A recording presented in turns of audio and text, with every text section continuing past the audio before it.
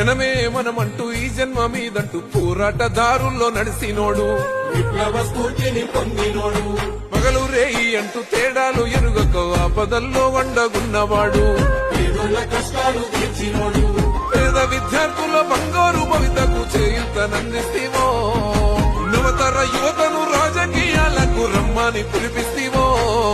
మనసున్న మహారాజువో మల్లన్న పేదోళ్ళ నేస్తానివో, మనకామ మల్లన్నలో పేదోళ్ళ గుండెల్లో కొలువున్నాడో.